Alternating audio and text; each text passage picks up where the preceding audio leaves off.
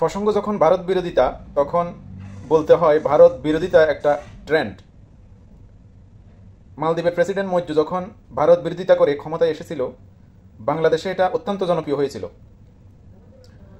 ভারত বিরোধী কেন বা ভারত বিরোধিতা কেন, এর মূল কারণ হচ্ছে শেখ হাসিনাকে অন্ধের মতো সাপোর্ট দিয়ে যাওয়া। সাপোর্ট কেন দিয়েছিল? সাপোর্ট দিয়েছিল ভারত অন্য কাউকে বিশ্বাস করতে পারছিল না। বিএনপি যখন ক্ষমতায় ছিল তখন 10 ট্রাক অস্ত্র ভারতের উল্পা, যেটা একটা সন্ত্রাসী সংগঠন, ভারতের আসাম রাজ্যের একটা সন্ত্রাসী সংগঠনের কাছে বাংলাদেশের ভেতর দিয়ে 10 ট্রাক অস্ত্র পাঠাচ্ছিল চীন থেকে এক ব্যবসায়ী, যেটা বাংলাদেশের ভিতর দিয়ে আসাম যাওয়ার কথা ছিল। তারপর থেকে বাংলাদেশ জাতীয়তাবাদী পার্টি বিএনপিকে ভারত বিশ্বাস করেনি। তাছাড়া বিএনপিকে বিশ্বাস না করার আরও কিছু কারণ ছিল, যেটা হচ্ছে বিএনপি জামাতের সাথে একতাবদ্ধ ছিল, যেটা এখন নেই। এখন স্পষ্ট হচ্ছে যে জামাত এবং বিএনপি আলাদাভাবে রাজনীতি করবে এবং তারা আলাদাভাবে নির্বাচনে অংশ নেবে। এখন এজন্য বিএনপিকে সাপোর্ট দিয়ে যাচ্ছে ইন্ডিয়া। তবে অদূর ভবিষ্যতে কী হবে এটা এখনও শিওর না, এটা আমরা কেউ বলতে পারি না। পরিস্থিতি অনেকটা ঘোলাটে বাংলাদেশের, এটা আরও ঘোলাটে হবে। বাংলাদেশের ভবিষ্যৎ কি এটা এখনও কেউ ক্লিয়ার না। বিশিষ্ট জ্ঞানী যারা পিনাকি ভট্টাচার্য, ইউটিউব ব্যবসায়ী যারা ইলিয়াস, আরও অনেকে আছে যারা ইউটিউব ব্যবসায়ী, এরা মূলত ভারত বিরোধী, এরাও ভারত বিরোধী। এদের ভারত বিরোধিতার একমাত্র কারণ হচ্ছে ভিউ ব্যবসা। এদের আর কোনো ফায়দা নেই এখানে বিরোধিতা করে। এরা যেহেতু পরবাসে থাকে, তাদের ইনকামটাই হচ্ছে মুখ্য। তারা কিছু টাকা ইনকাম করতে পারলে তাদের ফ্যামিলি চলে এবং ভালোভাবে থাকা যায়, এটাই হচ্ছে ওদের মূল এজেন্ডা। আর ভারত বিরোধিতা করে আসলে বেশি কিছু পাওয়া যায়নি আজ পর্যন্ত। যেমন আমাদের উপরে ট্রিটমেন্টের চিকিৎসার ক্ষেত্রে নিষেধাজ্ঞায় অনেক মানুষ হয়রানির শিকার হচ্ছে।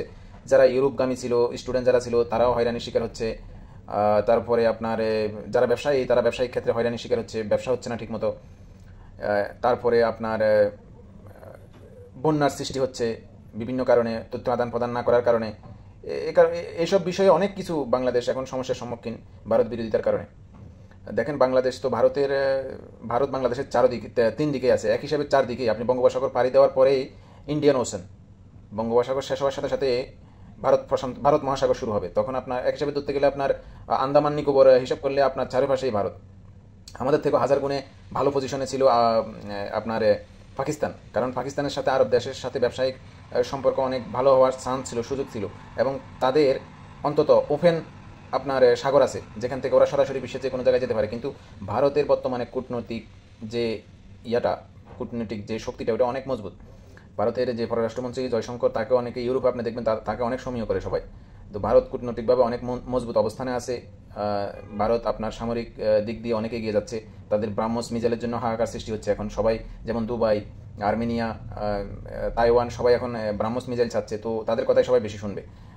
পাকিস্তানের অর্থনীতির বর্তমানে যে পরিস্থিতি, সেটা একমাত্র ভারতের কারণেই, ভারতের কূটনীতির কারণেই পাকিস্তান কোনো দেশেই ভালোভাবে বাণিজ্য করতে পারতেছে না, বিদায় তাদের আজকে অর্থনীতির এই দুর্দশা। তো আশা করি বাংলাদেশের পরিস্থিতি ভালো হবে, বা ইন্ডিয়া যেহেতু বড় দেশ, ওদের সাথে আমাদের ব্যবসা বাণিজ্য বজায় রাখতে হবে এবং সুসম্পর্ক রাখতে হবে যতটুকু আদায় করা যায়। বিএনপির নেত্রী একটা কথা বলছিলেন যে আমরা তো আর ভারতের সাথে যুদ্ধ করতে পারবো না। এটা আসলেই, আমরা কিন্তু যুদ্ধ করার ক্ষমতা আমাদের নেই। যেমন ইউক্রেন রাশিয়ার সাথে যুদ্ধ করতে পারেনি, আমরা কীভাবে ভারতের সাথে যুদ্ধ করবো? যুদ্ধ তো হওয়ার কথাই না। বর্তমান পৃথিবী হচ্ছে অর্থনৈতিক যুদ্ধের, আপনাকে ব্যবসা বাণিজ্য দিয়ে এগিয়ে যেতে হবে। এখন তো আমরা তো যুদ্ধ অলরেডি করে ফেলছি, যারা যুদ্ধ করেনি তারা হয়তো যুদ্ধ চাইতে পারে। আমরা তো অলরেডি যুদ্ধ করে ফেলেছি। আমরা 50 বছরের মধ্যে আরেকটা যুদ্ধ করার পরিস্থিতিতে আমরা নেই। যেহেতু আমাদের জনসংখ্যা এখন আশা করি 20 কোটির উপরে হয়ে গেছে, আমাদের আদমশুমারিতে ভুল আছে, আমাদের এখন 20 কোটির উপরেই জনসংখ্যা, 20-22 কোটির কম হবে না। কারণ আমি ছোটবেলায় যে জায়গাগুলো খালি দেখেছি, এখন ওই জায়গাগুলোর খালি নেই, বসত বাড়ি হয়ে যাচ্ছে। সুতরাং বোঝাই যাচ্ছে আমরা অলমোস্ট ডাবল হয়ে গেছি।